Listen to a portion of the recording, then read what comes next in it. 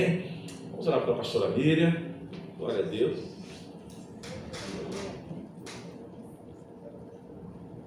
Estenda tuas mãos para cá, querido, vamos abençoar a filha do Senhor. Pai, no nome de Jesus, colocamos a vida da pastora Miriam diante de Ti. O Senhor, Pai, é o Deus que tem cuidado, que tem direcionado a vida da Tua filha. E nessa noite ela tem assim a responsabilidade de trazer a porção do Teu coração para nossas vidas hoje. E eu peço tão somente que o Senhor a use de uma forma poderosa, de uma forma que realmente a Tua palavra chegue aos nossos corações para trazer mudança, transformação, confronto, mas que sejamos edificados pela palavra da Tua filha que o Senhor colocou no coração dela. Toma a sua mente, toma o seu coração, ativa o seu espírito para que ela transmita tudo aquilo que está no teu coração para nossas vidas nessa noite. Em nome do Senhor Jesus. E quem crê, diga amém. Fala assim, pastora Miriam. Pastora Miriam. Fala, pastora Miriam. Pastora Miriam. Nós te abençoamos. Nós te abençoamos. Em nome de Jesus. Em nome de Jesus. Dá um terra para ela aí. Terra! E minha irmã Andréia, tudo bom, minha irmã? Prazer revê-la aqui novamente, tá bom? Deus abençoe, uma alegria. Então, vou dar um abraço à nossa irmã Andréia também. Amém. Eu estou correndo aqui com a pastora Miriam, irmãos, que hoje eu passei um pouquinho do horário, não sei porque nunca acontece isso, né, gente? Glória. Deixa eu tirar aqui, deixa eu só ficar ligado para tentar. Jesus, amado. Paz do Senhor para todos. Amém. Glória a Deus. Oi? Vou tirar. Sou bem. Eu me mexo muito. Não sou hiperativa não, gente, mas não parece não, mas eu sou bastante agitada. Mas vamos lá, gente. Graças a Deus. Quem tem glória a Deus aí? Glória a Deus. Não é sobre isso que eu vou falar, mas hoje pela manhã eu estava orando e o Senhor me falou uma coisa assim, sobre o ambiente da adoração. Nós temos tido tempo, né? Nós temos vivido tempos difíceis, mas a adoração tem que estar sempre em nossos lábios, né? E nós temos que ter um ambiente de adoração. E aonde a presença de Deus está, ela se manifesta. Vocês creem nisso? Amém. E a palavra de Deus, a palavra que Deus me deu, não é sobre isso que eu vou falar não, só queria compartilhar com vocês porque isso me incomodou. Foi sobre a sala do trono. Eu queria rapidamente ler, não é sobre isso, mas eu não vou deixar de falar. Lá em Apocalipse 4, Apocalipse ele é muito conhecido, né? A gente lê muito Apocalipse, alguns nem gostam muito de falar, mas eu tive uma visão aqui, assim, uma leitura, e saltou aos meus olhos uma situação que eu nunca tinha me atentado. Mas em Apocalipse 4:1, né? João, ele estava na ilha de Patmos e Deus queria mostrar para ele como funcionava o céu, coisas que iriam acontecer. E eu queria falar para vocês que o ambiente do céu ele replica aqui na terra. E João ele foi levado à sala do trono. A gente sabe que no céu tem a sala dos pedintes também, né? Aquele que só pede. Não tem nada errado em você pedir, não. Mas na sala do trono você chega mais perto de Deus. E a sala do trono, né, ela tem algo mais. É sala de adoração, né? Só tem 2000 anos que o véu foi rasgado e você pode entrar. Aleluia. Tem 2000 anos só. Então a gente tem que aproveitar disso, né? Então antes ninguém podia entrar. Mas quando você entra na sala do trono, você dá um passo a mais. Foi isso que o Senhor falou comigo, né? E lá em Apocalipse 4:1, né? Diz assim: depois desses acontecimentos, observei uma porta no céu. O Senhor tem falado sobre porta, sobre chave. E a primeira voz que eu ouvira, voz como de trombeta, falando comigo, chamou-me: sobe até aqui. O Senhor está nos chamando para subir até a sala do trono. Aleluia. E eu te revelarei os eventos que devem ocorrer depois desses. Então, o que acontece aqui? Na sala do trono, o Senhor chamou mandou que João subisse. Aí lá no 4 diz assim: também ao redor do trono havia 24 outros tronos. Vi assentados sobre eles 24 anciãos, vestidos de branco e com coroas sobre a cabeça. Isso me chamou muita atenção. Sabe por quê, gente? O que acontece? A gente pensa muito pouco na eternidade no céu. E aqui nós vimos que tinham 24 anciãos. Eles não eram anjos, não. Aí eu fiquei pensando, quem são eles? São homens que viveram aqui na terra. Nós não sabemos quem são eles. Podem ter sido os discípulos. No Velho Testamento tem uma infinidade, no Novo Testamento também. Mas o que eu queria falar para vocês é que Deus, o fato é que Deus está querendo mostrar para a gente como vai ser a nossa vida do outro lado. E a gente pensa muito pouco sobre o céu, sobre a eternidade. Sabe por quê? Porque a vida aqui na terra ocupa muito o nosso tempo. Então a gente pensa muito pouco. Só que ali está dizendo que a gente no céu vai ter uma coroa. Aqui, 24 anciãos com coroas de ouro. Então, se nós chegarmos até o céu, algumas coisas vão ter para nós, como com esses 24 anciãos. Então, nós vamos ter vestes brancas, que são vestes de justiça, mas você vai ter uma coroa. Aí eu fiquei pensando assim, por que coroa? É a coroa da vitória. Porque é na vida que a gente tem lutas. E se nós recebermos essa coroa, isso significa que nós triunfamos em Cristo Jesus. Agora, por que eu estou falando para vocês? Porque no mundo, nós só temos dois polos. Ou você é vitorioso, ou você é perdedor. Aí a gente lembra dos 7 recados para as igrejas do Apocalipse. O tempo todo, o Senhor Jesus falava ao vencedor. Ao vencedor. Então, ou você vai ter coroa, ou você não vai ter coroa. Então, ter ou não ter a coroa, lá em Apocalipse 3:11, diz assim, 3:11, eis que venho sem demora. Quem é que está vindo sem demora? Então, vou falar novamente. Todas as vezes eu vou falar, Jesus está voltando. E aqui diz que ele vem sem demora. Aí ele fala assim, conserva o que tens, para que ninguém tome a tua coroa. Então, antes de eu falar da mensagem de hoje, quem é que está querendo roubar a tua coroa? O diabo. Então, o que acontece? Por que eu estou falando isso para vocês? O Senhor ele me mostrou que quando a gente anda desanimado, o Senhor ele nos dá uma coroa. E ele fala, conserva o que você tem.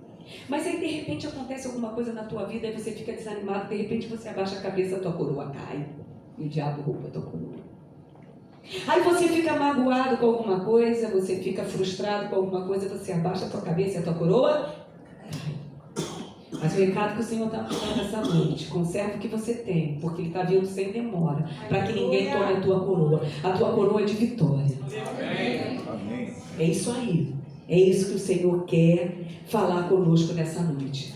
Mas não era sobre esse versículo, não era sobre isso que eu queria falar. Mas como o Senhor falou para mim a respeito disso, porque a gente passa por lutas, né? A gente passa por tempestades. E aí a gente precisa conservar aquilo que nós temos para que ninguém roube ou tome a nossa coroa. Nesses dias, assim, tem acontecido muito isso, né? Coroa. E eu fiquei pensando muito sobre isso com respeito à minha vida. Então, por isso, a gente não pode desanimar. Porque quando a gente desanima, a gente abaixa a cabeça, a coroa cai. Deixa a tua coroa cair, não. Mas eu queria falar com vocês a respeito de um texto que se encontra em Atos 27, tão conhecido, mas o Senhor, assim, ele começou a me trazer algumas revelações a respeito desse texto e eu queria compartilhar com vocês. Ela fala sobre uma tempestade que Paulo viveu. Mas quando a gente fala de tempestade, do que a gente lembra? A gente lembra da tempestade que os discípulos passaram, pelo menos com Jesus foram 2 tempestades que os discípulos passaram. A tempestade que Jonas também viveu, mas eu queria falar sobre a tempestade que Paulo viveu. E foi de uma forma literal. não foi só Paulo. Lucas também passou por essa tempestade junto com ele. Porque quem escreve o livro de Atos é Lucas. Quem era Lucas? Lucas era um médico. E a gente sabe que Lucas, ele era muito detalhista, até por ser médico. Ele sempre narrava as situações com propriedade, porque ele era um cara que observava as coisas. E foi ele que escreveu o livro de Atos. Então, lá em Atos 27, nós temos um registro longo sobre essa tempestade. Eu gostaria de me deter em alguns versículos, para que a gente possa saber que ainda que eles estivessem vivendo momentos mais duros, um dos momentos mais duros que um dia eles tivessem experimentado, Deus já tinha um decreto. E o decreto é que a tempestade no reino espiritual ela já tinha terminado. Ainda que não estivesse terminado no reino natural, mas no reino espiritual ela já tinha terminado. Por isso que a tempestade que nós estamos vivendo hoje, no reino espiritual ela já acabou. Ainda que não apareça aqui no mundo natural, mas ela já terminou. Então Paulo, ele estava no mesmo barco que Lucas, eu vou ler aqui algumas passagens, indo para Roma, para ser julgado da forma como ele pediu. Mas acontece que se levantou uma tempestade. E não era qualquer tempestade, era uma tempestade assustadora.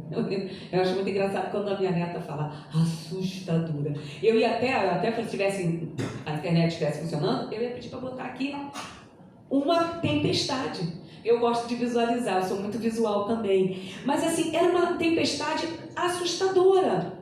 Era uma tempestade que mesmo que aquelas pessoas dentro daquele navio tinham profissionais, tinha tripulação. E mesmo que alguns tivessem conhecimento, experiências, equipamentos, eles não conseguiram administrar aquele problema. Eles estavam sendo vencidos pela tempestade. Então, assim, o texto ele é longo, conforme eu falei, mas fala como eles estavam sendo açoitados. E todas as atitudes que eles já tinham tomado, de tirar tudo fora, lançar, nós vamos ler daqui a pouquinho o peso, mas eles não tinham mais nada do que fazer, eles tinham chegado no limite. Agora, que tempestade era aquela? Eu fiquei pensando, eles iriam morrer no mar. Está escrito, nós vamos ler, que a esperança tinha acabado. Quem foi que escreveu o livro de Atos? Lucas. E ali ele fala que, nós vamos ler, que a esperança, todos estavam sem esperança. Até Lucas estava sem esperança. Lucas achava que eles iriam morrer. E aí, não tinha jeito de sobreviver àquela tempestade.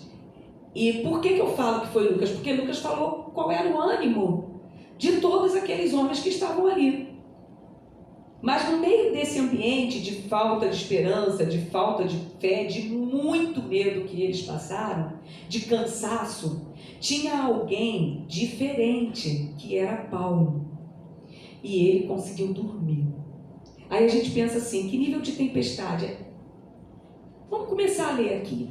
Vamos lá em Atos 27. Atos 27.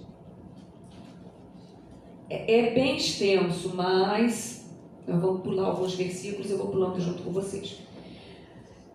Então foi determinado que navegássemos para a Itália, Roma, Paulo e alguns outros presos foram entregues a um centurião chamado Júlio, que pertencia ao regime imperial. Embarcamos num navio de Adrimítio, que estava prestes a navegar para alguns portos. No dia 4, partindo dali, fomos navegando próximo à costa norte de Chipre, porquanto os ventos eram contrários. Ali já estavam vendo sinais, 7. Navegamos lentamente por muitos dias, e foi em meio a muita dificuldade que chegamos a Cimiro, não nos permitindo os ventos prosseguir mais adiante, navegamos ao sul de Creta, defronte de Salmona. 8. E enfrentando o mar e os ventos, costeamos a ilha até alcançar um lugar chamado Bons Portos, perto do qual ficava a cidade de Lazéia. Tendo perdido muito tempo, agora a navegação por aquelas águas tornara-se por demais perigosa. Eis que o dia da expiação já havia passado e, portanto, Paulo os advertiu. Senhores, antevejo que essa viagem será desastrosa, com avarias e muito prejuízo. Não apenas em relação à carga e ao navio, mas também para nossas próprias vidas. Todavia, o centurião, em vez de dar ouvidos às palavras de Paulo, preferiu seguir as sugestões do piloto e do proprietário do navio. Levando em consideração que o porto não era apropriado para passar o inverno, a maioria decidiu que deveríamos seguir. Isso é uma narrativa de Lucas. A maioria decidiu que deveríamos seguir navegando com a esperança de alcançar Fenícia e ali passar o inverno. Este era um porto de Creta e que dava saída para sudoeste e noroeste. Soprando brandamente o vento sul, e acreditando eles haverem conseguido alcançar o que almejavam, levantaram âncoras, e foram costeando Creta bem próximo da ilha.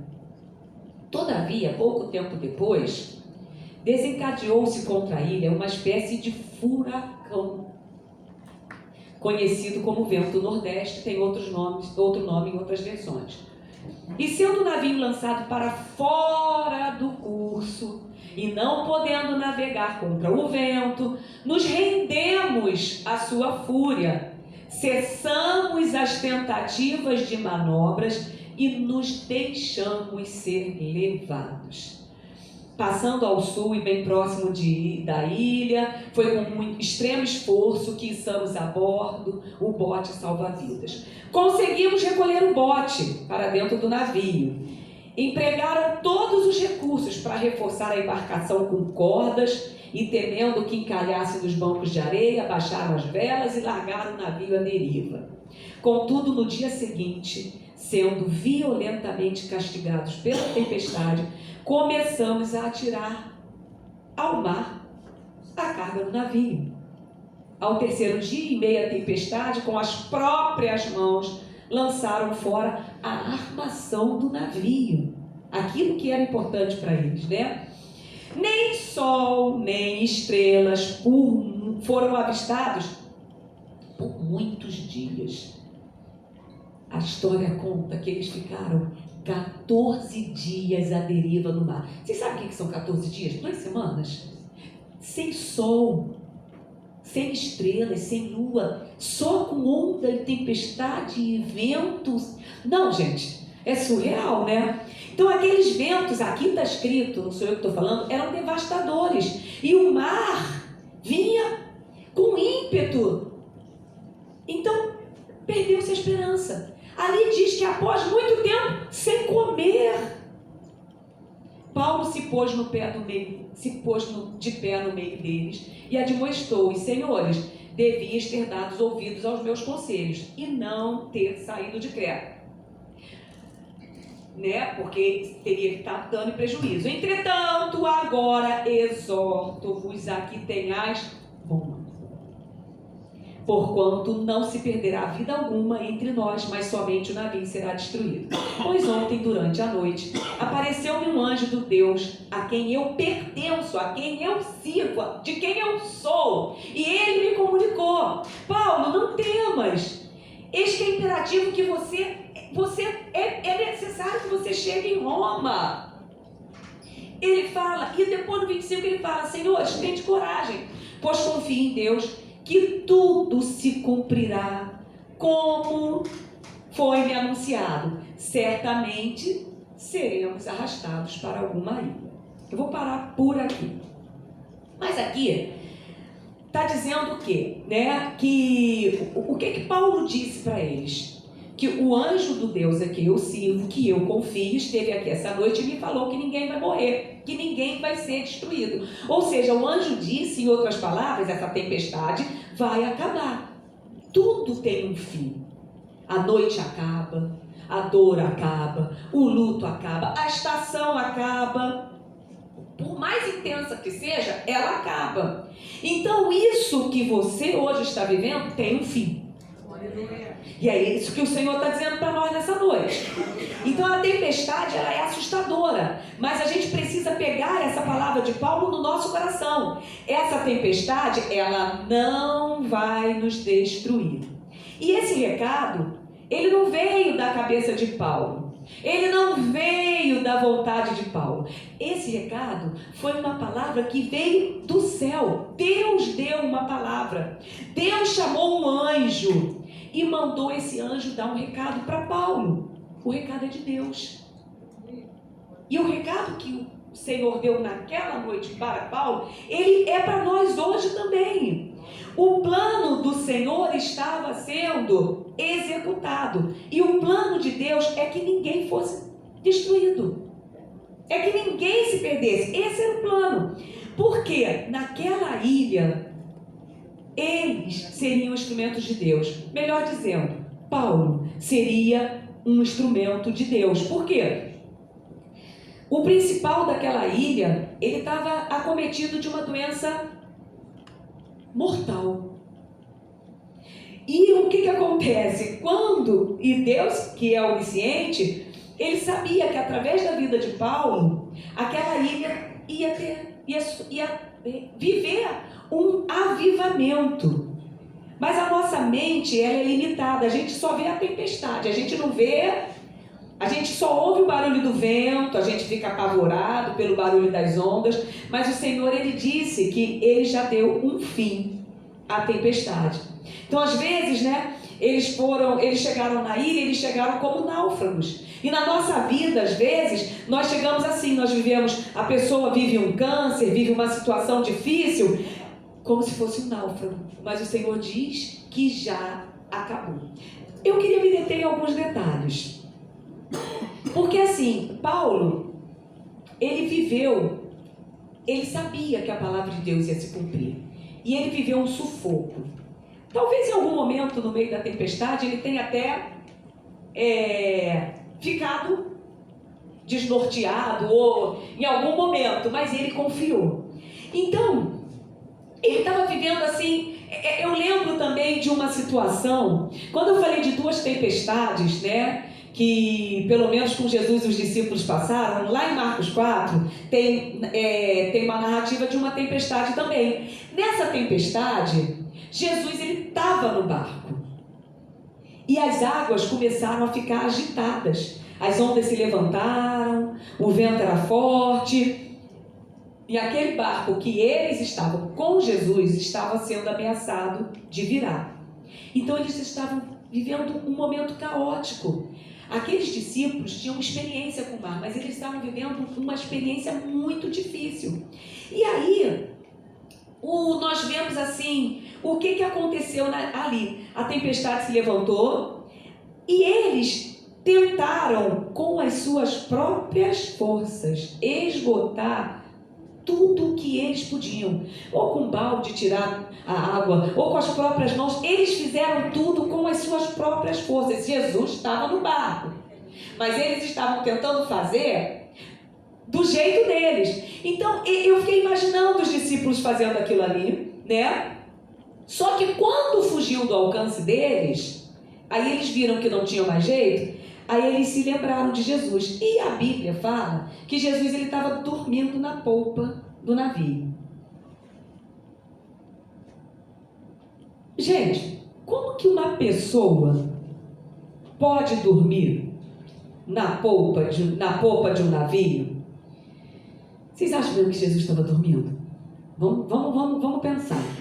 Um barco, Jesus ali, o vento jogando o barco para lá, a água entrando no barco, molhando as pessoas, molhando o rosto de Jesus deitado ali. Vocês acham que Jesus estava dormindo mesmo? Jesus, ele tinha o controle de todas as coisas. Sabe o que ele estava esperando? os discípulos irem até ele. Porque enquanto eles estavam esgotando as forças dele, o Senhor, ele tinha o controle de todas as coisas ali. Mas o que eles fizeram? Dormir na popa ali, com esse nível de tempestade, com as águas agitadas do jeito que estava, era impossível. Mas o Senhor de Jesus, ele estava esperando que eles falassem com ele. Porque na palavra de Deus diz assim, fala comigo que eu vou te responder. Quando você estiver passando por alguma coisa, fala comigo que eu vou te responder. Se eles falassem com Jesus, prontamente Jesus respondeu. Porque quando eles resolveram falar com Jesus, o que Jesus fez? Mandou o mar, a onda, o vento se aquietar. Eles só precisavam falar com Jesus. Mas eles estavam lá, tentando com a própria força dele. Às vezes na nossa vida a gente fica tentando fazer as coisas com a nossa própria força. Ah não, a gente fica, né? Não, acontece isso. Mas a gente precisa se lembrar de falar com ele. Porque Jesus estava ali. Então no momento que você fala, ele age. Então, Jesus tanto se importava, porque Jesus, você não se importa que nós estejamos perecendo. Jesus tanto se importava que ele estava ali no barco com eles. Porque se ele não tivesse, ele não se importaria. Ele estava ali. Então, assim, eu queria falar com vocês com respeito a essa passagem em Atos 27. Deus, ele tem prazer em dar direção e orientação para o seu povo. E o sucesso da vida de um homem, de uma mulher de Deus, passa pela direção e orientação de Deus. Então, porque, olha, Jesus uma vez, ele falou com o coração apertado, quando ele olhou para a multidão. O que ele falou? Esse povo está andando como ovelha que não tem pastor, como ovelha que não tem direção, que não tem orientação, e ele tem prazer em te dar a orientação e a direção que você precisa. E aí Jesus, ele ficou com o coração dele, porque ele via que eles estavam sem direção. E aí o apóstolo Paulo, ele recebeu uma direção de Deus sobre a viagem, sobre o que era para ser feito, ele recebeu. Então, assim, via de regra, nós decidimos o destino da nossa viagem. Nós decidimos o que nós queremos. Porém, nós não podemos definir a forma como nós vamos chegar.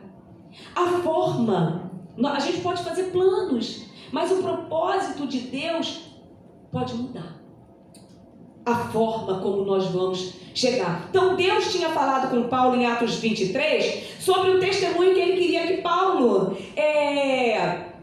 desse em Roma, assim como ele deu em Jerusalém. E quando ele viaja para Roma, ele enfrenta um naufrágio. A nossa vida, ela é comparada a uma viagem. Paulo queria chegar em Roma como um grande missionário e dali ele ser enviado para a Espanha. Só que ele chega em Roma, mas como náufrago. E aí a gente entende, ele chega como náufrago, ele chega como um preso, algemado. O plano de Paulo foi mudado, mas o plano de Deus não foi alterado. Então, nas nossas vidas, o plano de Deus, ele pode ser mudado por conta das coisas que nós fazemos, mas o plano de Deus para a nossa vida, ele não pode ser alterado, ele é inalterado. Então, que lições que a gente aprende nas tempestades da vida? A gente precisa estar atento às placas de sinalização que Deus coloca ao longo da nossa jornada. Lá no versículo 10, Atos 27, 10, diz assim: Senhores, antevejo que essa viagem será desastrosa. Paulo sinalizou que não era para fazer aquela viagem. Foi uma advertência. Ele falou, no inverno a gente não navega com segurança. Tinham 276 tripulantes, pessoas. Aquele navio, além disso, carregava trigo também. E não era seguro. Então, às vezes, fé não é sinônimo de irresponsabilidade.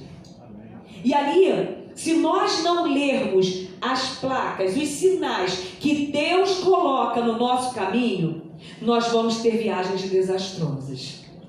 Porque muitas vezes o Senhor fala, não vai, mas nós vamos, né? Outra coisa, o que a gente aprende com as tempestades? O descrédito.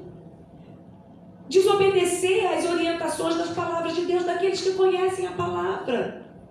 E às vezes a gente prefere ouvir, né?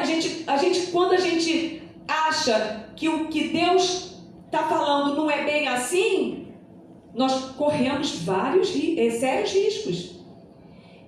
Quando a gente acha que a multidão, que a maioria está certa, a voz da maioria não é a voz de Deus.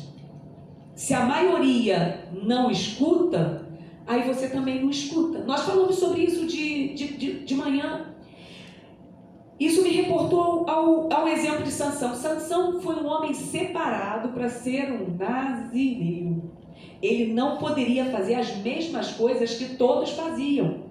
E aí os pais deles orientam ele. Sansão, não namora mulheres que não são da nossa linhagem. Mas o que ele fez? Ele foi, desobedeceu e fez. Aí na festa de casamento dele, ele fez uma coisa que todo mundo fazia. Bebeu. Mas ele não podia fazer aquilo porque ele era diferente. E nós conhecemos, se nós formos adentrar na história de Sansão, a desobediência trouxe sérias consequências.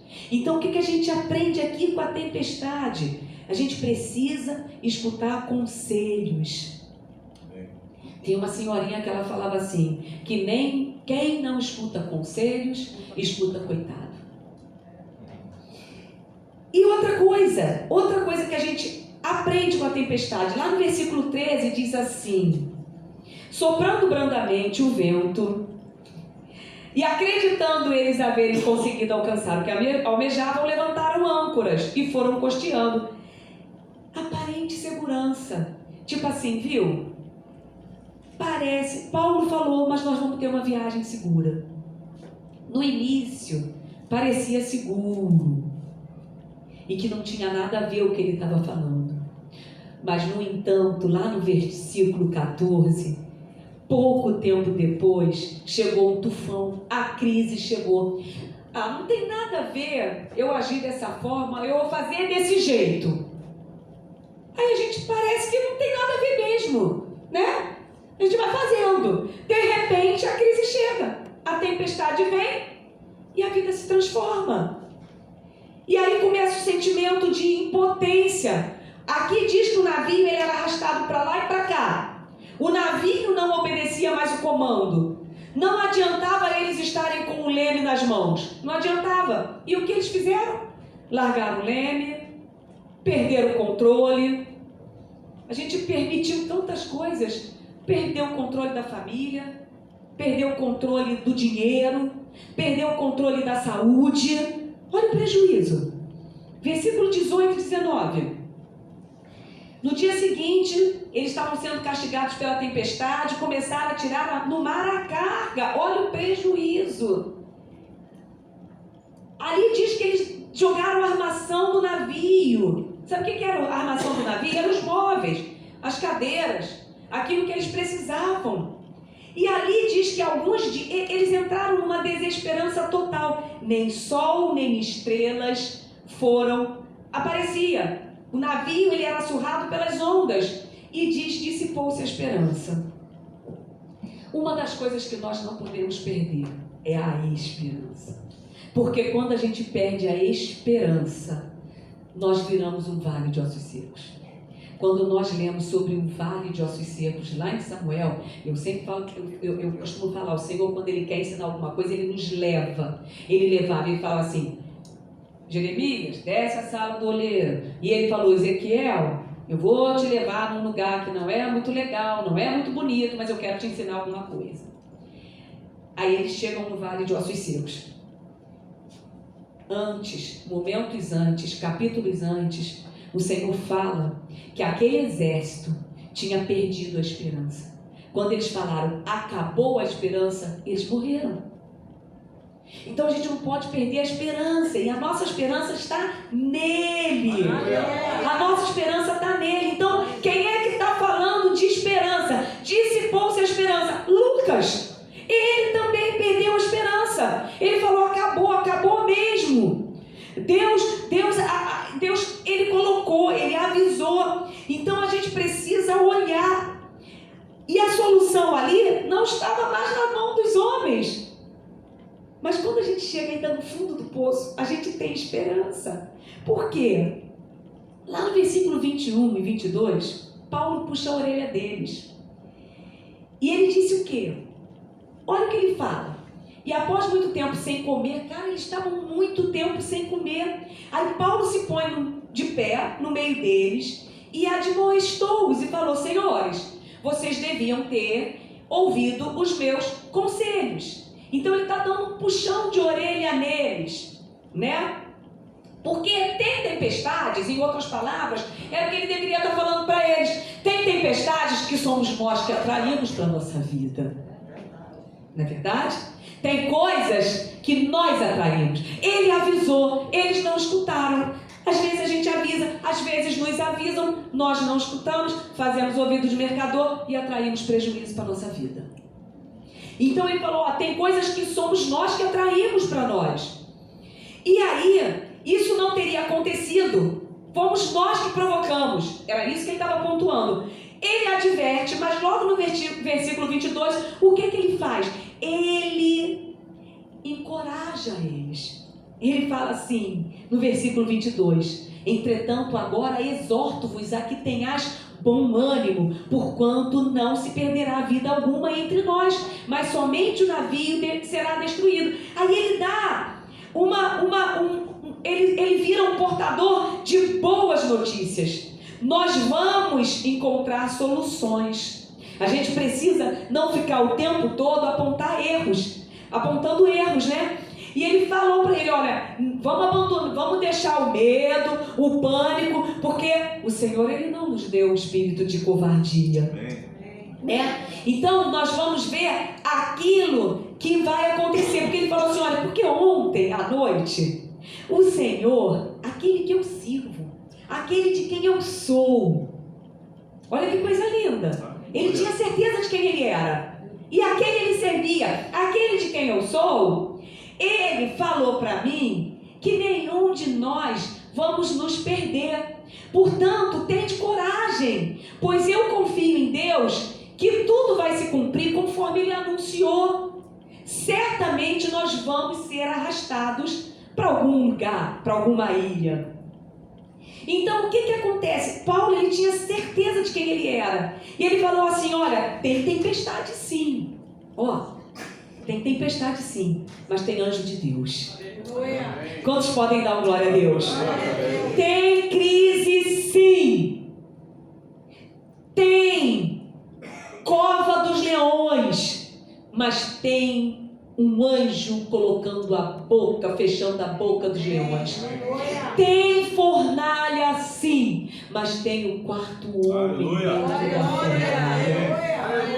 E foi o que ele falou, tem esse Deus que eu confio para nos livrar. Então, gente, está na hora de nós lançarmos as âncoras. E a Bíblia fala aqui que eles lançaram 4 âncoras. Que âncoras seriam essas? A primeira âncora, a da fé. Ele falou, eu confio em Deus. Algumas tempestades vêm para nos levar num nível maior com Deus. E eu fiquei pensando tudo que eu estava vivendo esses dias. E aí eu me lembrei de uma missionária, o nome dela é Edmeia. Ela era missionária, aqui ela faz um trabalho social no Morro de Santa Marta, daqui no Rio de Janeiro. Ela atendia crianças carentes lá em cima desse morro, e ela tinha um barracão nesse morro, onde tinham muitas crianças que ela atendia, que ela assistia. Uma vez ela foi acordada de madrugada porque houve uma tempestade muito grande no Rio de Janeiro e o único barraco que caiu foi o que abrigava essas crianças carentes, o barraco dela. E ela foi acordada, a imprensa estava lá, várias pessoas curiosas estavam lá. Ela foi pressionada por todos os lados. Cadê o seu Deus? Você que faz tanto trabalho missionário, que abriga crianças, só o teu barraco caiu. Por que Deus não cuidou? Por que Deus permitiu?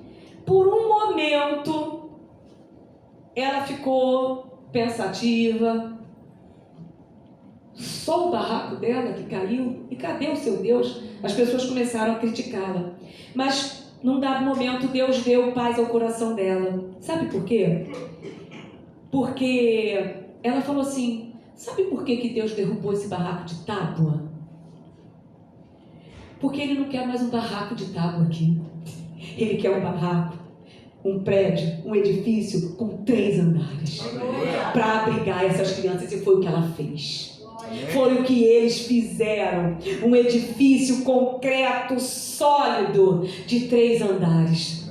Então veio a tempestade, mas ela sabia quem ela era e quem Deus era com ela, que Deus era com ela. Então o barraco, a tempestade veio e derrubou, mas o Senhor mostrou para ela que já era tempo daquele prédio, daquele barraco de tábua acabar. E foi o que ela fez. Então, às vezes a tempestade vem, e isso me reportou muito nessa situação que eu estava vivendo também, que eu falei: o Senhor quer nos levar a nível maior. Eu ainda não entendo, mas eu sei que Ele vai levar. Porque a tempestade, ela vem para trazer uma experiência mais profunda de você com Deus. Outra âncora, a âncora da adoração.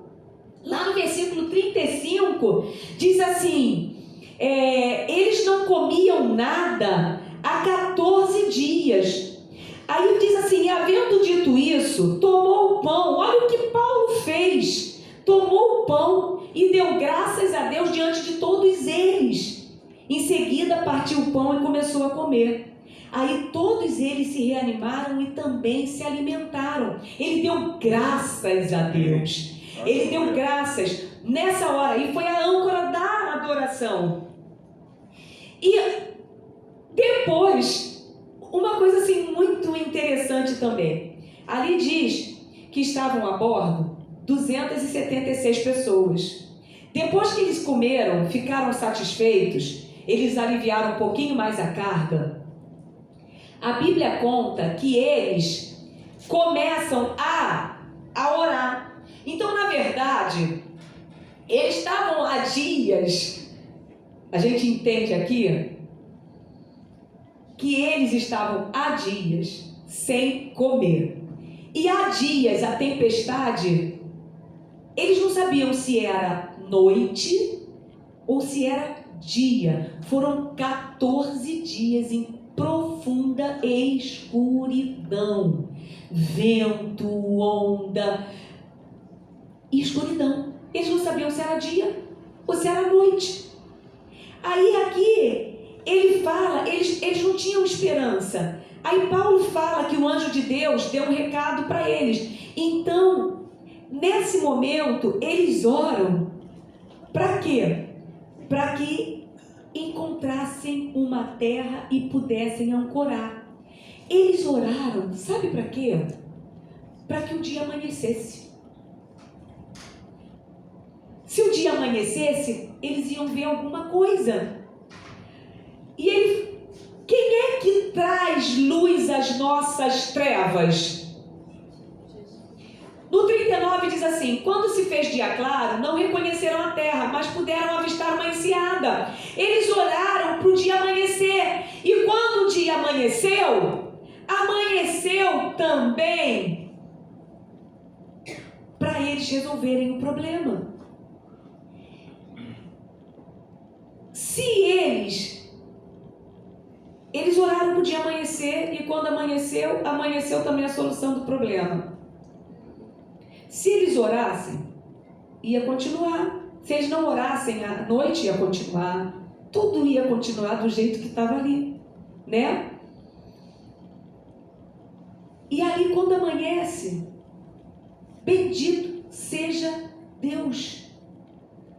Ele respondeu às orações daqueles homens. E a gente precisa lançar essa âncora, a âncora da certeza. Paulo tinha certeza que a ilha de Malta não era um acidente de percurso, mas era a agenda de Deus. E eles chegaram na ilha de Malta, cada um de um jeito. A Bíblia conta aqui, né? Eles oraram, né? Depois de haverem comido até ficarem plenamente satisfeitos, aliviaram ainda mais, lançando, quando se fez dia claro, decidiram que o melhor era tentar encalhar o navio ali. Aí eles começaram a avistar alguma coisa. Em seguida eles foram, entretanto, dando no lugar, e continua falando. Aí o soldado, vamos lá, estando salvos em terra, souberam que a ilha se chamava Malta. Olha que coisa linda que o Senhor faz também. A gente precisa se distinguir dos demais. Quando eles chegam na ilha de Malta, cada um chega de um jeito. Como que eles chegaram? Molhados, cansados, esgotados. A gente, se nós formos ler na história, esse lugar, as águas eram tão geladas, que as pessoas que caíam nela, principalmente no inverno, elas poderiam ter crise de hipotermia. Esses homens, eles chegaram arrasados do outro lado, mas nenhum se perdeu, conforme a palavra que o Senhor fala. Às vezes a gente passa por uma tempestade tão grande, a gente chega arrasado, mas Deus, ele é tão bom, que quando eles chegaram lá, a Bíblia conta que tinham uns bárbaros que moravam naquela cidade, naquela ilha. A gente pensa assim, bárbaros, mas a Bíblia conta que eles não usaram de pouca compaixão desses homens. Ali diz que os habitantes da ilha, que eram os bárbaros, que viram aqueles náufragos, demonstraram impressionante bondade para conosco. Isso Lucas falando. Quando eles viram aqueles homens morrendo de frio, eles prepararam uma fogueira e receberam bem a todos nós, pois estava chovendo ainda e fazendo muito frio. Só que aí, uma outra coisa que me salta aos olhos é que eles fizeram uma fogueira, mas não fala que alguns foram ajudar. Aqui fala que uma pessoa se destacou. Quem foi essa pessoa? Paulo. Paulo, ainda que com frio, cansado, esgotado, diz que Paulo vai ajudar esses homens a colocar gravetos na fogueira para o fogo aumentar. Não fala que os outros foram, fala que Paulo foi. Ele se distinguiu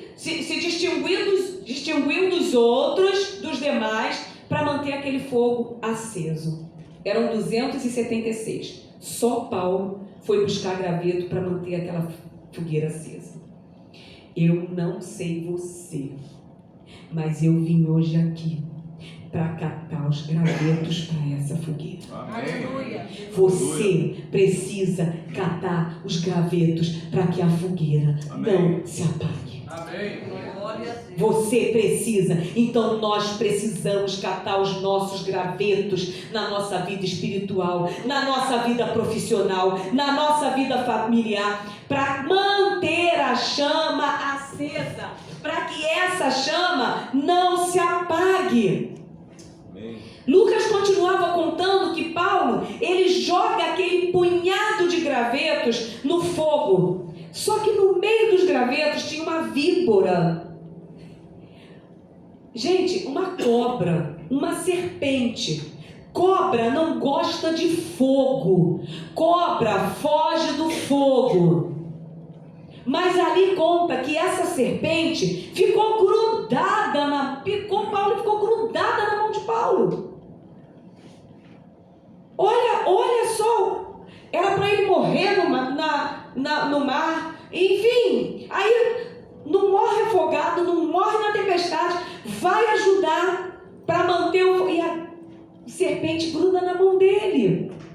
Cobra venenosa. Aí as pessoas, quando acontece isso, ele chacoalha a mão dele e joga a cobra no fogo. Agora imagina aquela situação, gente. Não era uma víbora qualquer. Não era. Era uma cobra muito venenosa. E as pessoas ficaram esperando ele cair e morrer em alguns minutos. Só que nada tinha acontecido. Ele continuou ali do jeito que ele estava, E nesse momento, quando acontece isso, que a cobra gruda na mão dele, e ele chacoalha ali, joga ela no fogo, as pessoas daquele lugar começaram a falar: vai morrer. Era assassino. Começaram a lembrar do passado dele, né? Assassino. Por isso que aconteceu isso. E Paulo era assassino mesmo, porque a Bíblia conta lá em Atos 9 que ele exterminou muitos crentes em Jerusalém. Ele assassinou muitos crentes em Jerusalém. Em Atos 26 conta que Paulo prendeu muitos cristãos e matou. E naquele momento, quando isso acontece, o que começou a acontecer? O diabo, ele quer jogar na nossa cara o nosso passado.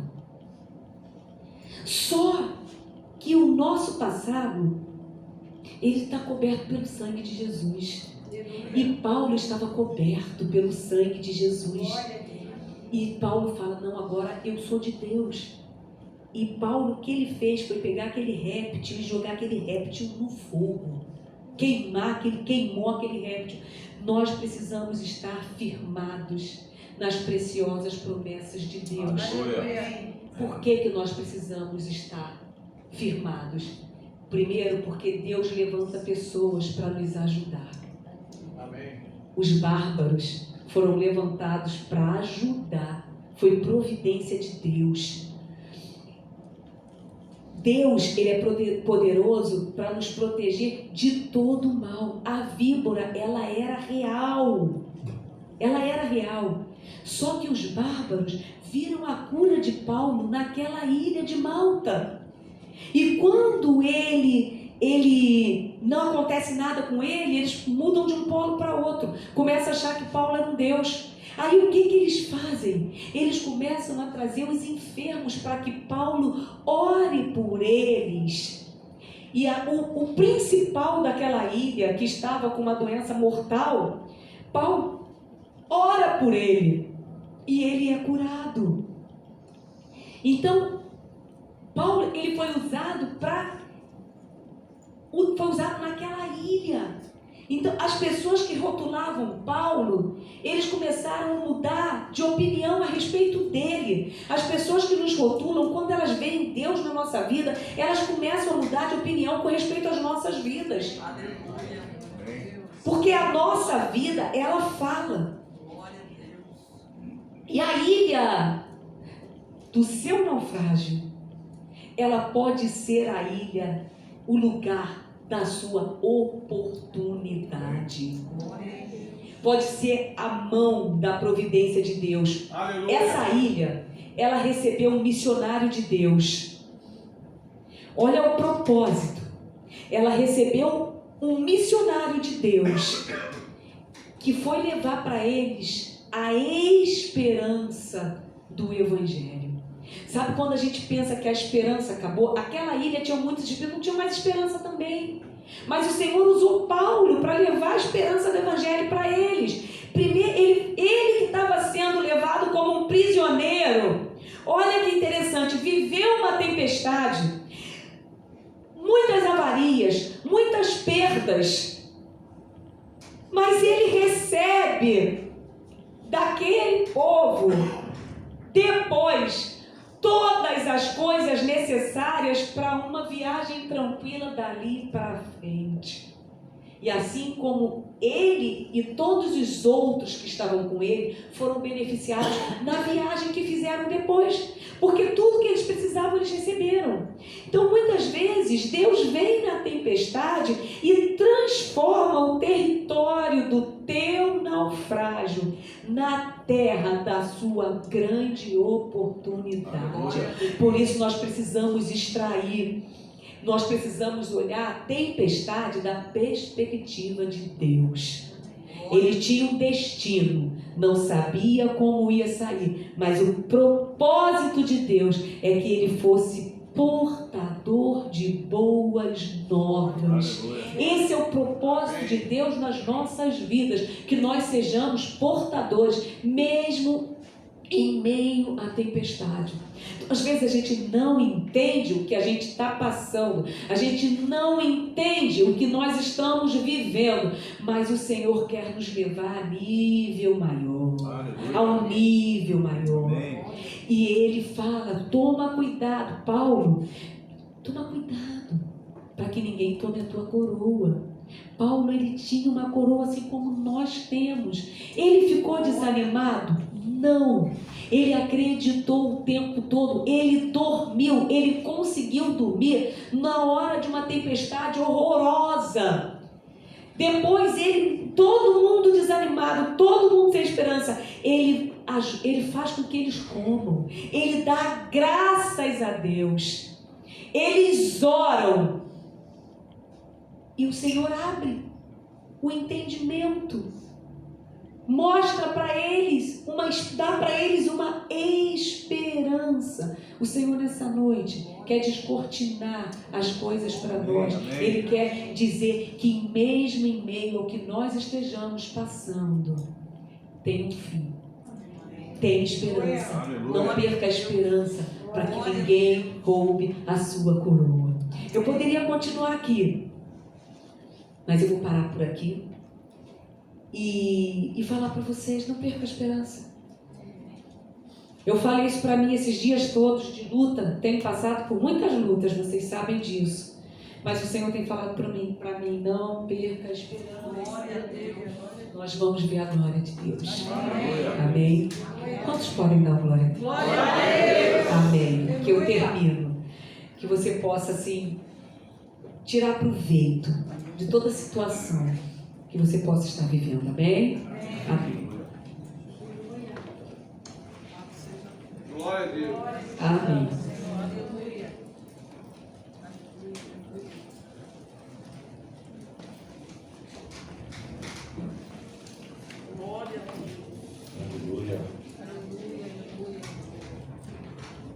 Graças a Deus. Deixa eu mudar A tempestade, né?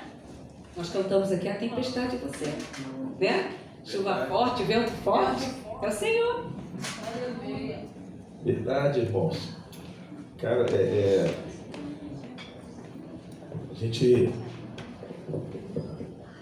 nós somos edificados com essa palavra. Eu, particularmente, querido, eu tenho certeza que você também.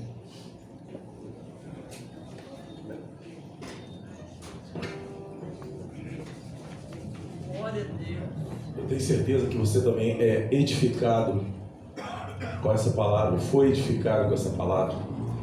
E nós estamos caminhando aqui para o final. E eu queria que a gente terminasse agradecendo a Deus, orando, e ministrando.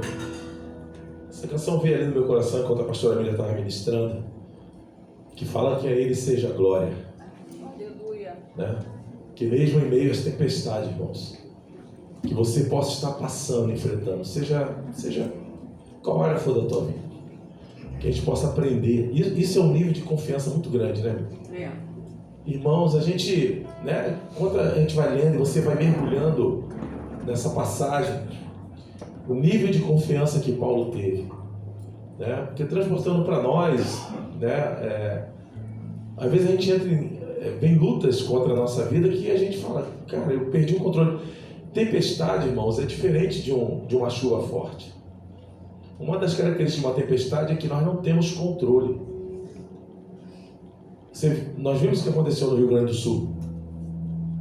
Aquilo foi uma ação da natureza que ninguém teve controle. Quem pôde controlar a força da natureza? Mas Paulo ali, ele confiou em Deus. Então, se tem alguma tempestade que você esteja enfrentando, ou se você conhece alguém que esteja passando por essa tempestade, eu queria que a gente orasse agora, e que você pudesse voltar para o rumo, confiando que Deus está aí contigo. Sabe, irmão? Deus está aí com você. Aleluia. Creia nisso, por pior que seja. E eu creio que nesse dia Deus tem nos chamado a isso, a nós crermos que Ele está no meio das nossas lutas, que Ele está conosco. Glória a Deus. E mesmo depois daquilo, mesmo que você seja, sabe, eu passei por muita luta, né? Você pode estar falando, e no final, quando você pensa que chegou em terra firme, ainda vem uma víbora e pega você, e nos pega. Mas diz que Paulo, ele sacode a víbora. Eu fico imaginando, o pessoal ali, diz ali o texto, né, da escritura, que eles ficaram orando, esperando Paulo inchar, Paulo começar a ter os sintomas do veneno atuando no corpo, mas eles não viram. E Paulo continuou fazendo as coisas normalmente. Ele continua acendendo fogo. Continua acendendo fogo, né? A fogueira acesa. Aleluia. Irmão, quantos querem continuar mantendo a fogueira acesa? Está dando para você entender a palavra dessa noite? Eu sei que a pastora Bíblia podia desenvolver muito mais e, né, o tempo foi curto mesmo, peço perdão. Tenho que me arrepender dos meus pecados também. Mas eu sei que Deus tem essa porção, irmãos, e isso, eu fui impactado com essa palavra. Deus quer que a gente continue lançando a lenha na fogueira, irmãos. Porque quem manda fogo é Ele. A gente precisa preparar o altar e mandar as lenhas. E eu queria que nós dessemos glória a Deus nessa noite. E falássemos: a Ele é glória. A Ele é glória.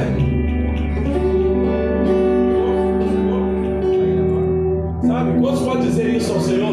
Você pode erguer suas mãos e dizer: Senhor, o teu nome seja glória. Independente se você esteja passando, você pode, pela fé, irmãos, que quando nós damos glória a Deus, Ele se move.